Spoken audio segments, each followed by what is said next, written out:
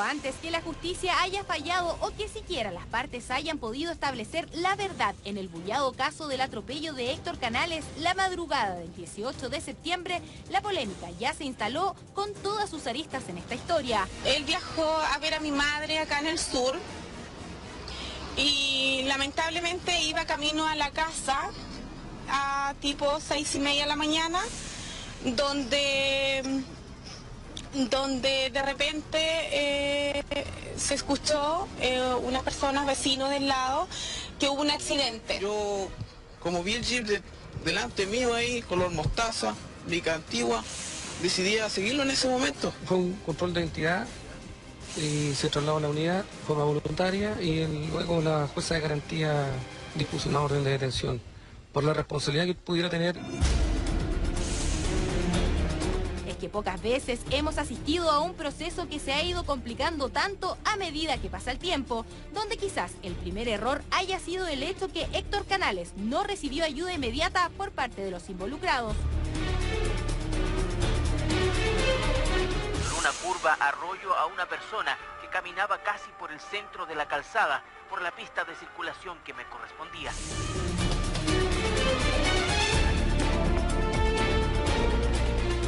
Quejidos guturales. Fue tal el shock que al ver a esta persona nos pusimos a llamar ambulancia y mi terror fue tal que me fui, dejando a 2 amigos en el lugar, acompañando y prestando auxilio.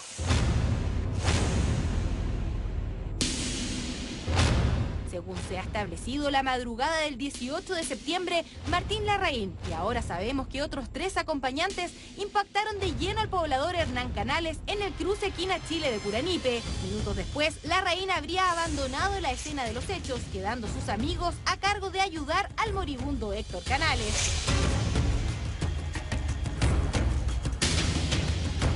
No se dejó al hombre herido o ya muerto, no sabemos, solo. Quedaron 2 amigos de mi hijo en el lugar. Llamaron a la ambulancia muchas veces.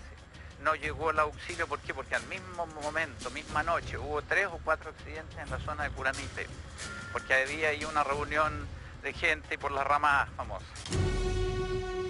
Los amigos del hijo menor del senador Larraín habrían concurrido a la comisaría más cercana a relatar cómo habrían sido testigos de un brutal atropello, pero no ejecutado por el Jeep 4x4 amarillo y de marca Toyota que conducía el imputado, sino que por una misteriosa camioneta blanca. Para Carlos Larraín, los amigos habrían actuado así, en un tonto deseo de proteger a su hijo, y así lo manifestó a la prensa. No conozco eso, Ramón, yo tampoco puedo inculpar a estos 2 amigos que en el fondo están queriendo ser leales con su amigo, lealtad mal entendida. Pocas semanas más tarde, la historia tendría un nuevo vuelco, pues la autopsia, una pericia fundamental para establecer las causas, circunstancias y características de la muerte de Canales, no habría sido hecha tal como se declaró. Pudimos comprobar que es algo realmente dramático, que las descripciones que incluyen incorporadas en el informe de autopsia no son tales, porque nunca fueron explorados los órganos. Por lo tanto, es una prueba muy sólida, muy fuerte, que da cuenta de una autopsia que evidentemente nunca se practicó. Una vez más, la opinión pública asistió a una guerra de declaraciones en donde cada una de las partes intentaba explicar por qué el cuerpo de Héctor Canales no fue periciado de la manera que correspondía. Si se llegara a demostrar que esa información es falsa y esto se debe a una conducta dolosa de quien registró esa información, podríamos eventualmente estar en presencia de una forma especial de falsificación de instrumento público. Se describe la vena aorta, donde se señala que esta se encontraría cercenada o, ¿no es cierto?, tendría algún tipo de lesión, y el segundo informe señala que no tendría, ¿no es cierto?, ninguna lesión en ese sentido. En este mes y medio donde la justicia ha investigado lo ocurrido aquella fatídica madrugada, sin duda que los más preocupados han sido los familiares de este padre de familia, cuya vida terminó intempestivamente en una carretera, sobre todo cuando tras las nuevas pericias encargadas por tribunales se ha filtrado que en principio Héctor Canales iba con 2,4 gramos de alcohol en la sangre, es decir, derechamente ebrio según la tipificación policial, hecho que Gonzalo Bulnes, abogado de la familia, ha desestimado como poco relevante, pues para él lo esencial es que Héctor Canales podría haber sobrevivido sobrevivido a este atropello si hubiese recibido la ayuda necesaria. Lo que necesitamos saber es si hubiera sido conducido a la posta Curanipe, que quedaba 5 minutos de distancia, habría podido sobrevivir o no. Hoy la justicia y las partes involucradas están centradas en establecer qué tipo de delito cometió Martín Larraín. Sin embargo, hasta ahora la ocurrencia de ciertos hechos solo ha venido a complicar el difícil establecimiento de la verdad. Surge nuevo antecedente entonces en este caso y hay muchas preguntas. Estamos con el Francisco Pulgar, que es cientista criminalístico. ¿Qué valor tienen las alcoholemias practicadas en el momento, practicadas tantas horas después? ¿Qué nos dicen realmente de lo que ocurrió? Bueno, las alcoholemias vienen a dar cuenta del estado en que se encontraba el conductor al minuto de la conducción propiamente tal. En este caso en particular cobra mucha relevancia el hecho de que ya se haya hecho una alcoholemia, en este caso a la víctima, que estaba marcando 2,4 gramos. Y esto porque digo que causa relevancia, porque en la segunda autopsia se pudo develar que no estaba hecha según la metodología o según los requisitos que exige el servicio médico legal. O sea, ¿podría cambiar? Podría cambiar, o bien podría generarse hipótesis de que esto fue alterado, no fue hecho con la minuciosidad correspondiente, o bien puedo poner una nueva hipótesis que fue para favorecer en este caso al conductor. Pero ¿qué pasa con la alcoholemia que no se le hizo nunca a Martín Larraín? Finalmente todo esto va a quedar sujeto a declaraciones de terceros. Claro. Porque nunca se va a poder comprobar si él realmente tenía alcohol y cuánto alcohol tenía en la sangre. Sí, lo que pasa, claro, ahí viene a caer el tema de la especulación, y toda especulación, por ejemplo, las declaraciones de testigos van a ser sujetas y ponderadas en este caso, por un tribunal. Pero ojo que hay elementos de carácter técnico y científico que son irrefutables y que echan por la borda cualquier testimonio. También tenemos la información de que, claro, el señor Larraín declaró que el fallecido doctor Canales se le cruzó. Sin embargo, según se ha filtrado, el hombre, el don Hernán Canales, fallecido, presenta lesiones en una parte del cuerpo. Claro. Esto podría ser clave y queremos que usted nos explique a la vuelta de la Paunales. Nosotros seguimos acá con Francisco Pulgar, que es perito cientista criminalístico del Servicio de Atención a Víctimas, revisando el caso del accidente de Martín Larraín, donde falleció don Hernán Canales. Y justamente quedó una pregunta pendiente y acá tú has dibujado y has hecho un desarrollo del camino, de los lugares y qué pasó esa noche. No sé si quieres hacer una línea del tiempo para luego ir a la pregunta. Bueno, da cuenta, según las declaraciones, que el jeep iba en dirección de sur a norte y al llegar a la intersección, supuestamente, esto vamos a trabajar en base a una hipótesis, choca o colisiona al peatón y este es proyectado al más o menos 13 metros, es la medición que se hizo en este sector. Cerco, ¿no es cierto? Claro, estas son barreras de contención, esta es la calzada o carpeta de rodado y esta es la berma por donde transitan los peatones. Entonces, ¿qué es lo que pasa? Acá la gente tiene que entender en sus casas que todos los accidentes de tránsito, todos los delitos, más allá de las declaraciones de testigos, se van a sustentar en elementos técnicos y científicos. Por eso la pregunta era, claro, dice en primera instancia que este hombre se había filtrado que, según ellos, se había cruzado de pronto en la carretera y por eso lo chocaron. Vamos a esa hipótesis. Si el jeep hubiese ido en este sentido en este sentido hay que tener en cuenta, uno, que el cono de visión es la capacidad que tiene el conductor de cuánta visibilidad tiene de la ruta. En este caso, el cono de visión que se produce acá es de un 100%. Es bien amplio. Y esto lo acredito porque yo hice el ejercicio empírico en el sitio del suceso. Entonces, a la pregunta de Tonka, si el peatón se cruza, aquí se produce la colisión, entonces se van a producir dos efectos específicos. Que la proyección del cuerpo sea hacia adelante y no de manera diagonal. Entonces, si ellos dicen que el peatón se cruzó, ellos tienen que acreditar técnicamente, a través de un informe, por qué el cuerpo, si se cruzó el peatón, está en el punto B y no en el punto A, donde lógicamente debería estar.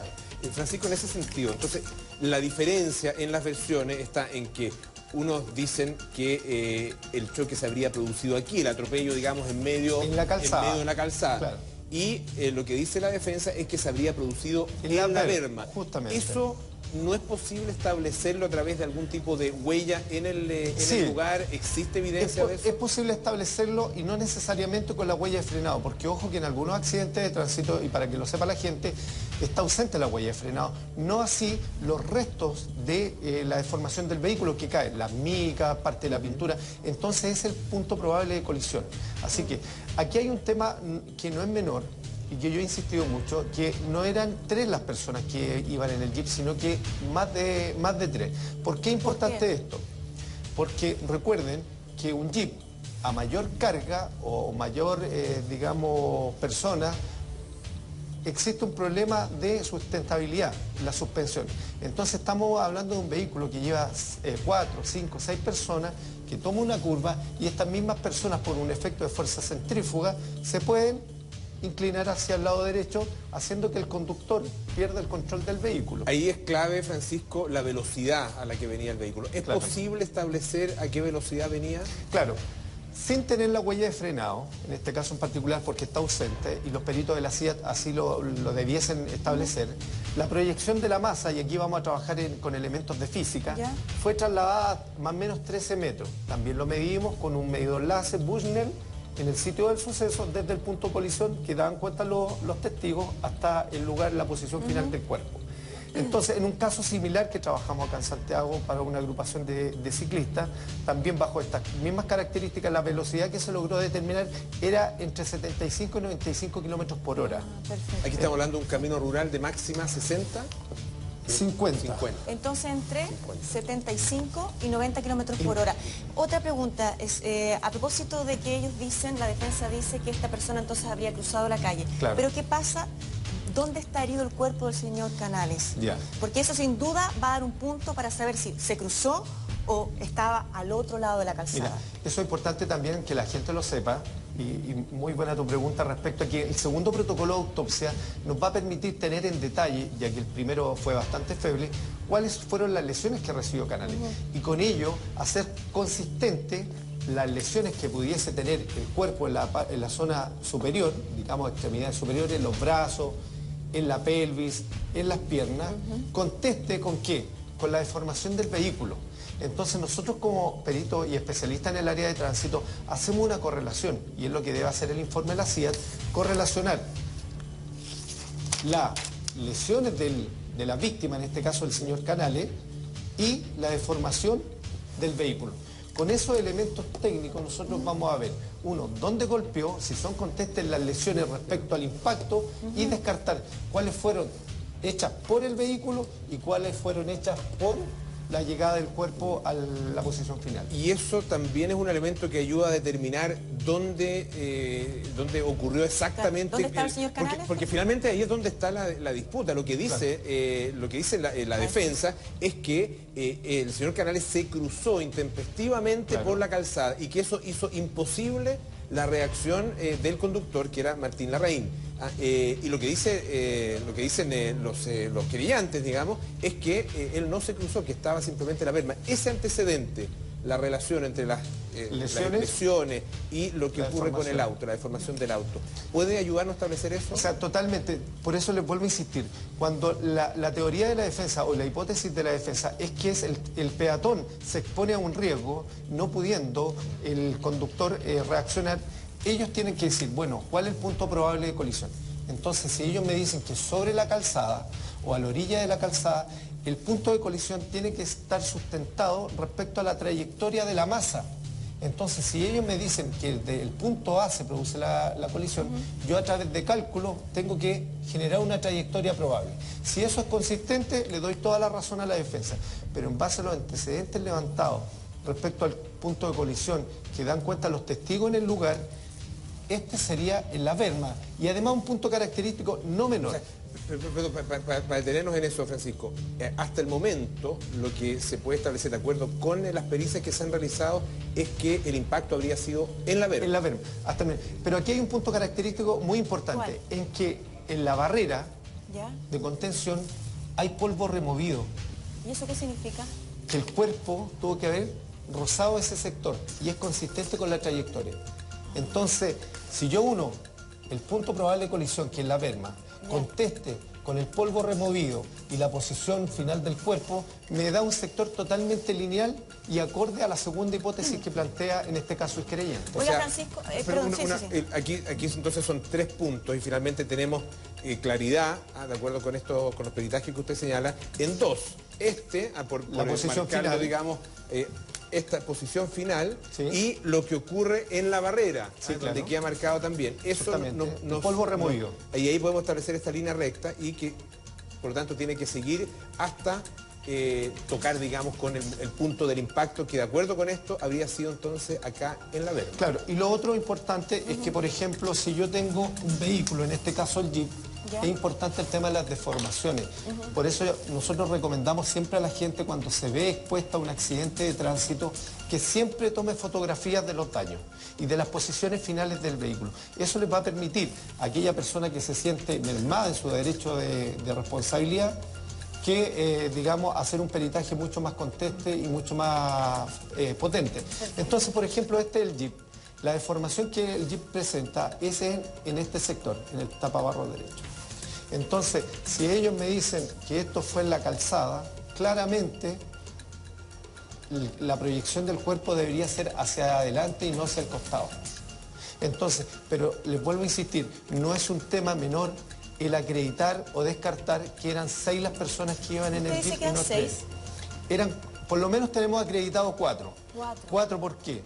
Porque el conductor del colectivo que ayuda en forma preliminar a estos 2 testigos... Que según usted es el primero que llama a la ambulancia. Claro, él da cuenta, después que llegan los carabineros a la ambulancia, se retira por este camino lateral, y a 400 metros se encuentra un Jeep de color amarillo. Ahí al lado.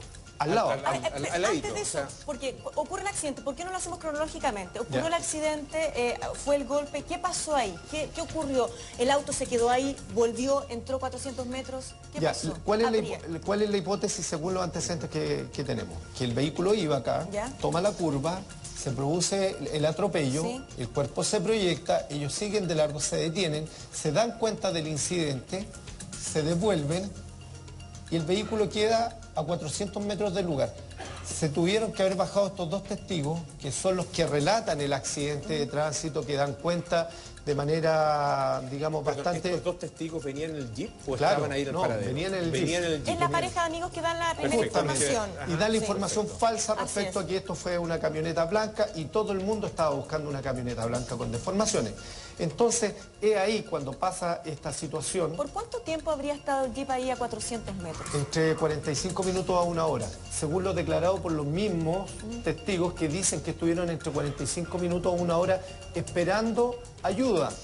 No obstante, en este punto hay una casa a 20 metros del lugar, donde nadie pidió auxilio. ¿Nadie tocó el timbre? Nada. Y yo me entrevisté en este caso, con la dueña de casa. ¿Y? No, ¿Ella no sintió el accidente? No lo sintió.